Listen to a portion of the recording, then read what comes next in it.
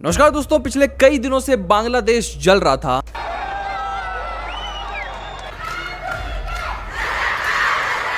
बांग्लादेश में पिछले कई दिनों से एक मैसिव प्रोटेस्ट हमें देखने को मिला था, जिसमें अभी तक 150 लोग से भी ज्यादा लोगों की मौत हो चुकी थी।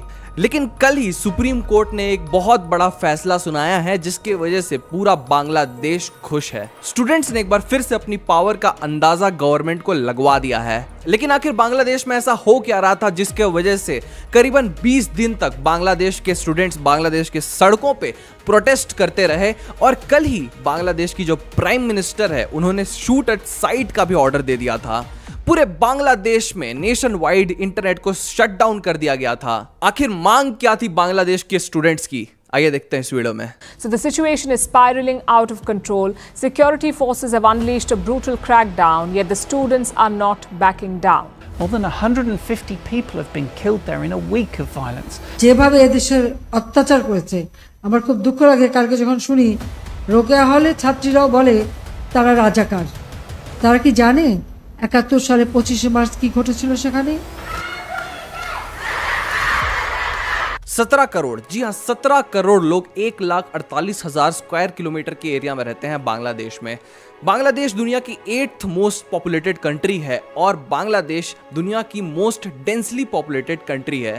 यहाँ पे बहुत सारे लोग एक बहुत छोटे स्पेस में रहते हैं और सब बहुत ही भाईचारे के साथ रहते हैं। बांग्लादेश, जिसको आप उसके टेक्सटाइल के नाम से जानते होंगे, इसकी खूबसूरती बयां करती थी बांग्लादेश की सड़कें। बांग्लादेश की सड़कों पे जब कोई चलता था, उसको पता चलता था कि बांग्लादेश एक्चुअली में कितना ज्यादा खूबसूरत है। पिछले कई दिनों से उन्हीं सड़कों पे हमें सिर्फ और सिर्फ खून के दाग देखने को मिल रहे थे। बांग्लादेश में पिछले 20 दिनों से जो कुछ भी चल रहा था, उन सब का जिम्मेदार था बांग्लादेश का कोटा सिस्टम। इस कोटा सिस्टम में बहुत सारे लोगों को बहुत ज्यादा रिजर्वेशन दिया गया था। अगर मैं एग्जैक्ट नंबर्स की बात करूं तो बांग्लादेश में 56% रिजर्वेशन था पब्लिक सेक्टर के जॉब्स में, 10% रिजर्वेशन महिलाओं को दिया गया था, 10% पिछड़े जगह के लोगों को दिया गया था, 5% माइनॉरिटीज को दिया गया था और 1% स्पेशली एबल्ड लोगों के लिए रिजर्वेशन तय किया गया था। अब आप अगर कैलकुलेशन करेंगे इन सारे रिजर्वेशन का, तो आपको सिर्फ और सिर्फ 26% रिजर्वेशन सामने आते हुए दिखेगा। लेकिन बाकी 30% रिजर्वेशन कहां गया? एक्चुअली पिछले 20 दिनों से बांग्लादेश में लड़ाई सिर्फ और सिर्फ इसी 30% के लिए चल रही थी।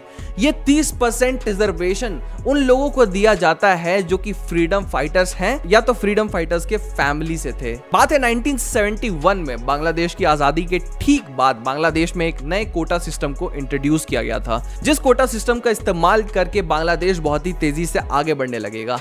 उस कोटा सिस्टम में 30% रिजर्वेशन फ्रीडम फाइटर्स के फैमिली के लिए दिए गए थे और बोला यह जा रहा था कि ये एक एक्सेप्टेबल रिजर्वेशन है और कई सालों तक ये चलता हुआ भी आया। लेकिन पिछले कई सालों से बांग्लादेश में इसी रिजर्वेशन के खिलाफ बार बार प्रोटेस्ट देखने को मिले थे।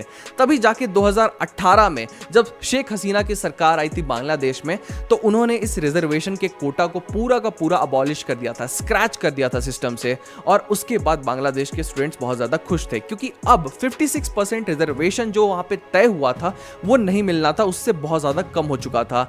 आप ये बात इमेजिन करके देखिए, वो जो 30% रिजर्वेशन है फ्रीडम फाइटर्स के बच्चों के लिए, वो हमेशा रिजर्व्ड रहता है। अगर कोई बच्चा वो सीट फिल नहीं कर पाता है गवर्नमेंट जॉब का, तो वो सीट हमेशा खाली रहेगी। जी हाँ, ऐसा कुछ चल रहा था। लेकिन 2018 में ये पूरा अबॉलिश कर दिया गया था, हटा दिया गया था। लेकिन फिर से ऐसा क्या हुआ कि बांग्लादेश के स्टूडेंट्स रोड पे आ गए? इसके लिए हुआ ये कि पिछले ही महीने बांग्लादेश की एक हाई कोर्ट ने एक बहुत ही बड़ा फैसला सुनाया, जिसमें उन्होंने सरकार का ये फैसला 2018 में सरकार ने लिया था, उससे इलीगल बताया। हाई कोर्ट ने बोला कि जो 30% रिजर्वेशन फ्रीडम फाइटर्स के फैमिली को मिलता था, वो फिर से एक बार मिलने लगेगा और ये जो रिजर्वेशन कोटा का सिस्टम था, इसे रीइंस्टेट किया गया। अब ये बात तो बहुत ही ऑब्वियस होगी कि जिस कंट्री के स्टूडेंट सालों से जिस कोटा सिस्टम के खिलाफ लड़ते हुए आ रहे थे, उसे अबॉलिश करवा चुके थे, हटवा चुके थे, वो फिर से एक बार उन्हीं के कंट्री में लागू होने जा रहा था, तो वो नाखुश तो रहेंगे ही ऑब्वियसली। फिर दिन आता है 1 जुलाई 2024 का, जब ढाका यूनिवर्सिटी, जो कि बांग्लादेश की एक बहुत ही प्रेस्टिजियस यूनिवर्सिटी है, वहां के स्टूडेंट सब एक जगह एकत्रित होते हैं और उसके बाद एक बहुत ही बड़े प्रोटेस्ट का ऐलान करते हैं। धीरे धीरे बांग्लादेश के और सारे यूनिवर्सिटी के स्टूडेंट्स भी इस प्रोटेस्ट में जुड़ते हैं और उसके बाद ये प्रोटेस्ट एक बहुत बड़ा रूप ले लेता है। आपको अभी तक एक बात याद रखनी है कि अभी तक जो भी प्रोटेस्ट हो रहा था बांग्लादेश में 1 जुलाई के बाद से, वो बहुत ही ज्यादा पीसफुल था। 10 जुलाई को फिर बांग्लादेश में सुप्रीम कोर्ट का फैसला आता है। वो बोलता है कि हाई कोर्ट के इस डिसीजन को हम बैन कर रहे हैं, हम सस्पेंड कर रहे हैं डिसीजन को, हम नया डिसीजन देंगे आपको। लेकिन बांग्लादेश के स्टूडेंट्स इससे खुश नहीं होते हैं और प्रोटेस्ट जारी रहता है पूरे के पूरे बांग्लादेश में। जगह जगह पे स्टूडेंट जाके प्रोटेस्ट करने लग रहे थे और अपनी मांग सरकार के सामने रखने लग रहे थे कि जल्द से जल्द इसको सॉल्व किया जाए, इस कोटा को फिर से एक बार हटाया जाए बांग्लादेश से। 15 जुलाई से ये प्रोटेस्ट एक वायलेंट रूप ले लेता है और उसके पीछे वजह होती है आवामी लीग पार्टी। जी हां, ये बांग्लादेश के आज के दिन की रूलिंग पार्टी है और इसी रूलिंग पार्टी के स्टूडेंट विंग के कई सारे लोग अपने ही जो स्टूडेंट मित्र होते हैं, भाई लोग होते हैं, उनके ऊपर जाके पथराव करने लगते हैं भड़काऊ भाषण के वजह से। लेकिन ये सारे स्टूडेंट जो आवामी लीग पार्टी के थे, उन सबको ये रिजर्वेशन कोटा की वजह से बहुत ही बड़ा बेनिफिट मिलने वाला था। जी हां, आपको लग रहा होगा कि बांग्लादेश के मैक्सिमम स्टूडेंट्स को तो इससे बेनिफिट नहीं मिलने वाला था, तो फिर वो स्टूडेंट्स का साथ क्यों नहीं दे रहे थे? क्योंकि इनको मिलने वाला था। अब आप ये बात समझने की कोशिश करिएगा कि जब 1971 में बांग्लादेश को आजादी मिली थी, तो उस समय बांग्लादेश की सबसे बड़ी पार्टी यही आवामी लीग पार्टी थी। 1971 में शेख मुजीबुर रहमान, जो कि पिताजी हैं शेख हसीना के, जो आज प्राइम मिनिस्टर है बांग्लादेश की, वो इसी आवामी लीग पार्टी के लीडर हुआ करते थे और उनके नेतृत्व में ही बांग्लादेश में आजादी मिली थी। हुआ कुछ ऐसा था कि 1970 में पाकिस्तान में इलेक्शन होना था और ये पाकिस्तान में इलेक्शन ईस्ट पाकिस्तान और वेस्ट पाकिस्तान दोनों को मिला के होना था, यानी कि उस समय बांग्लादेश पाकिस्तान के हाथों में था। तो एक प्रॉपर इलेक्शन ऑर्गेनाइज करवाया गया था जिसमें यही आवामी लीग पार्टी 169 सीट्स में से 167 सीट जीती थी ईस्ट पाकिस्तान में और एक लैंडस्लाइड विक्ट्री मारी थी।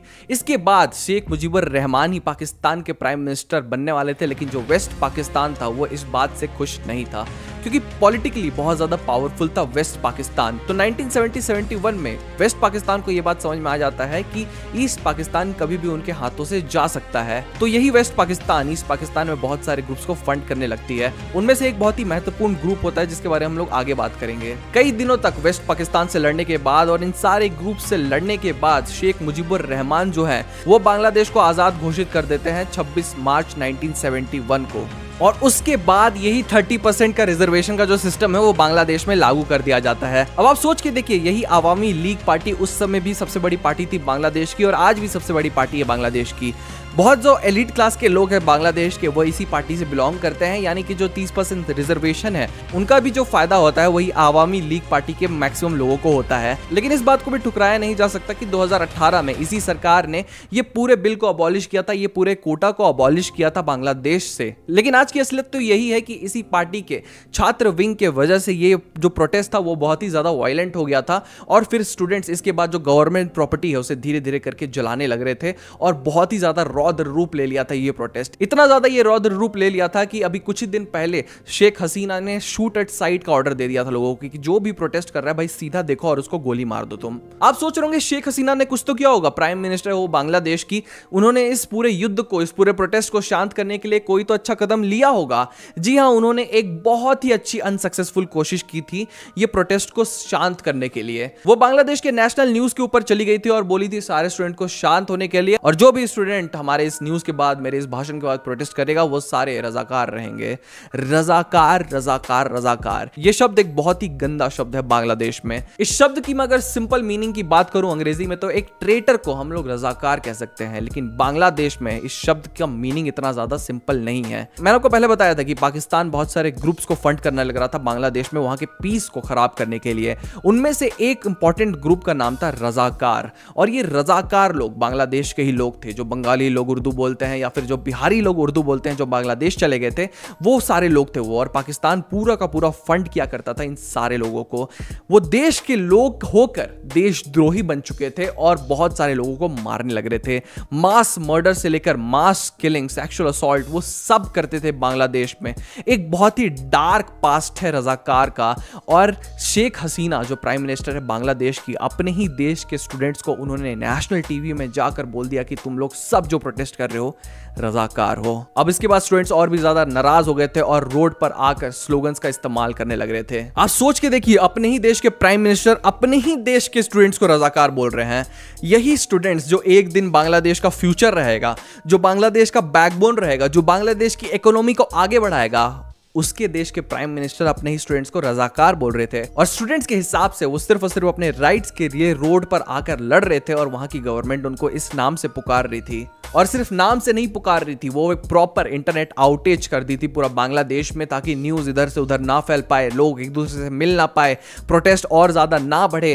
कई जगह पर स्टूडेंट्स को मारा गया, आप वीडियोस देख सकते हैं, आज भी इंटरनेट पे मौजूद है। निहत्ते स्टूडेंट्स को जो कि प्रोटेस्ट कर रहे थे सिर्फ अपने राइट्स के लिए, भैया कोटा हटाने के लिए, उन्हें सीधा सीधा गोली मार दी गई। पथराव हुआ, पथराव के दौरान बहुत सारे लोग घायल हुए और ये सब किस वजह से? 30% रिजर्वेशन के वजह से, जो कि आसानी से हटा दिया जा सकता था। या फिर जो शेख हसीना है जो कि प्राइम मिनिस्टर है बांग्लादेश की, वो स्टूडेंट से बैठकर आराम से बात कर लेती। मैंने जब बांग्लादेश की इस पूरे प्रोटेस्ट को देखा तब मुझे तुरंत ही भारत में जो एक बार स्टूडेंट्स ने प्रोटेस्ट किया था वो पूरा का पूरा याद आ गया। आपको याद होगा समय भारत में था 1970s का, जब भारत की सरकार बहुत ही तेजी से भारत में करप्शन करने लग रही थी। करप्शन इतना ज्यादा फैल चुका था कि भारत के जो स्टूडेंट्स है वो अब चुप नहीं बैठ सकते थे और भारत में नवनिर्माण मिशन की शुरुआत हो चुकी थी। एक बहुत बड़े प्रोटेस्ट की शुरुआत हो चुकी थी गुजरात में, जिसके बाद गुजरात के जो चीफ मिनिस्टर थे वो रिजाइन कर दिए थे। अब इस प्रोटेस्ट की सक्सेस को देखते हुए बिहार में भी स्टूडेंट्स यूनियन के साथ मिलकर जेपी नारायण ने एक प्रोटेस्ट की शुरुआत की थी, जो कि एक बहुत ही रौद्र रूप ले लिया था, एक बहुत ही बड़ा रूप ले लिया था। बिहार से शुरुआत हुआ था इस प्रोटेस्ट का और धीरे धीरे करके ये प्रोटेस्ट दिल्ली पहुंच गया था और दिल्ली में जेपी नारायण ने एक बहुत बड़ी रैली को संबोधित किया था। आपको ये समय याद होगा, ये समय 1974-75 का है, जब इंदिरा गांधी इसी चीज से डरकर भारत में इमरजेंसी लागू कर दी थी। जी हां, स्टूडेंट्स के पावर के सामने भारत की सरकार को, इंदिरा गांधी को भी झुकना पड़ा था और भारत का काला इतिहास उसी समय से शुरू हो गया था। सिर्फ और सिर्फ स्टूडेंट्स की बात मान लेने से, जेपी नारायण की बात मान लेने से भारत में एक पीसफुल माहौल बरकरार रहता। लेकिन इंदिरा गांधी ने ऐसा नहीं किया। इंदिरा गांधी ने इन्हीं स्टूडेंट्स को थ्रेट बताया और फिर आपको इतिहास पता ही होगा क्या हुआ उसके बाद। जेपी नारायण भारत के वो पहले आदमी थे जिन्होंने सारे स्टूडेंट्स की पावर को गवर्नमेंट के सामने ला के रख दिया और बता दिया कि भैया अब क्या करोगे, हम फ्यूचर हैं आपके, हम इस देश को चला सकते हैं, आप अकेले इस देश को नहीं चला सकते हो। और ऐसा ही कुछ आज हमें बांग्लादेश में भी देखने को मिल रहा है, जब अपने राइट्स के लिए कई दिनों तक लड़ते रहे, कई स्टूडेंट्स मारे गए। आप सोच के देखिए, आपके घर वाले आपको रोड में नहीं निकलने देते अगर आपके घर के पास प्रोटेस्ट होते रहा, लेकिन फिर भी बांग्लादेश के जितने भी स्टूडेंट्स है रोज वो रोड पे निकल रहे थे, अपने फ्यूचर के लिए निकल रहे थे, बांग्लादेश के फ्यूचर के लिए निकल रहे थे। वो चाहते तो अपना देश छोड़ के चले जाते, लेकिन नहीं, उनको अपने देश की गवर्नमेंट को आगे बढ़ते हुए देखना है, देश को आगे बढ़ते हुए देखना है, तो वो अपने राइट्स के लिए वहां पे लड़ रहे थे। और फिर ये जो नियम है 30% का, उसे पूरा का पूरा कल ही वापस ले लिया। जी हां, अब बांग्लादेश में बहुत कम परसेंट रिजर्वेशन रहेगा, कोटा रहेगा, यानी कि जो पहले सिस्टम था 56% का, वो कम होकर अब 7 या 4% तक आ जाएगा। तो ये थी कहानी पिछले 20 दिनों की जो हो रहा था बांग्लादेश में। आपको क्या इस प्रोटेस्ट से पूरा सीखने को मिला है और आप क्या सोचते हैं भारत के सिस्टम के बारे में, कि भारत के रिजर्वेशन के सिस्टम के बारे में आपकी क्या थॉट्स है, हमें कमेंट सेक्शन में जरूर बताइएगा। और ऐसा क्या भारत देश में कभी हो सकता है, ये भी हमें जरूर बताइएगा। देखिए, हमें ऐसी वीडियोस बनाते रहते हैं, तो हमारे चैनल को सब्सक्राइब करके जाना मत भूलिएगा। आज की वीडियो बस इतना ही, मिलते हैं अगले वीडियो में।